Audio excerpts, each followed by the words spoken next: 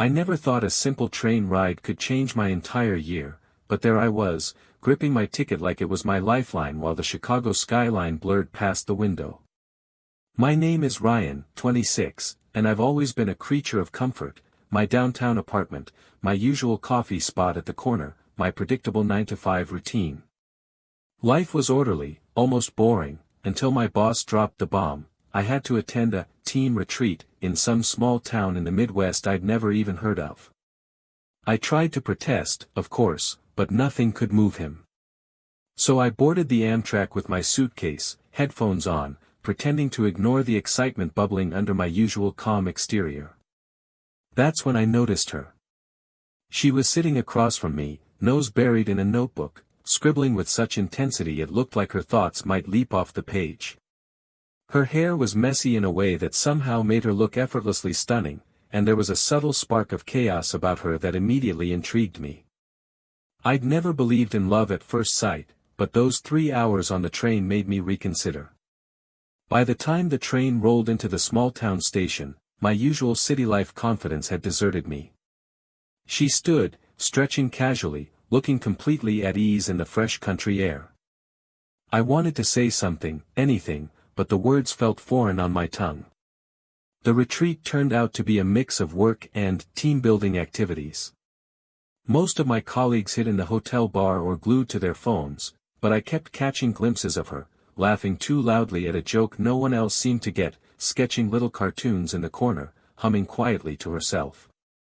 Her name, I eventually learned, was Emily. And it suited her, light, rhythmic, with just a hint of mischief.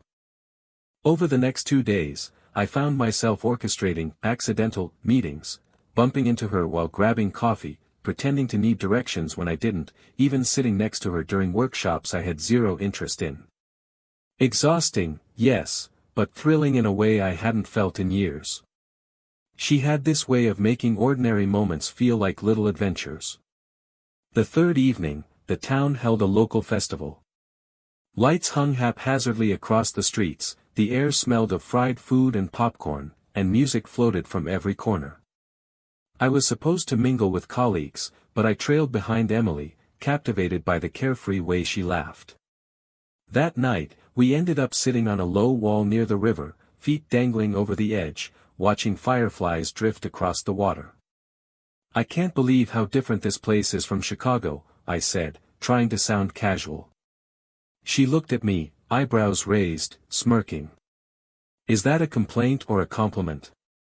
Depends on how you define it, I muttered. We laughed, and in that moment, the city, my apartment, my carefully planned routines, all of it felt irrelevant.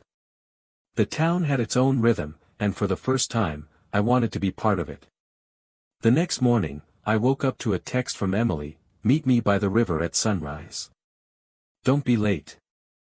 I almost ignored it, thinking my city life schedule couldn't be overturned by a girl from a small town. But curiosity won. I grabbed my hoodie and tiptoed out. She was there, sitting on the riverbank, sketchbook open, drawing the water in messy but beautiful strokes. You actually came, she said, eyes twinkling. I didn't want to miss whatever this is, I admitted, sitting beside her. We watched the sun rise over the river, painting the water gold. She talked about her life, growing up helping out in her family's diner, her dream of becoming an artist, her love for small-town storytelling. I listened, captivated by her words and the passion behind them. There was something intoxicating about someone who lived so vividly, so unfiltered. By the time the retreat ended, I realized the city would never feel the same again. I didn't want to leave, but reality tugged at me.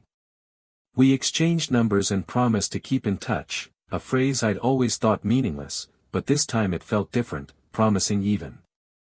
Back in Chicago, everything was dull. My apartment felt colder, my office smaller. I found myself scrolling through my phone, waiting for messages from Emily. And when they came, they were sparks in the monotony, drawings, quirky jokes, recordings of her humming songs from the festival. Weeks passed, and the distance became unbearable. So, on a whim fueled by curiosity and an irresistible pull, I booked a ticket back to her town, not for work this time, but for her. The moment I stepped off the train, the familiar air hit me, and my heart raced. Emily was waiting, surprise and delight in her expression. "Back so soon?" she asked, her tone teasing but warm. "I couldn't stay away," I admitted. That week, I lived as she did, helping in the diner, joining in small-town games, dancing awkwardly at another festival, laughing until my cheeks hurt. The town revealed itself in layers I hadn't expected: gossiping neighbors, late-night fireflies, an old storyteller by the river, children insisting I teach them city tricks. And through it all, Emily was my guide, my partner in crime, my heart growing fuller with every shared glance, every brush of her hand against mine. One evening, as we released lanterns into the sky, I finally asked the question I'd rehearsed for days: "Emily, would you ever consider moving to the city with me?"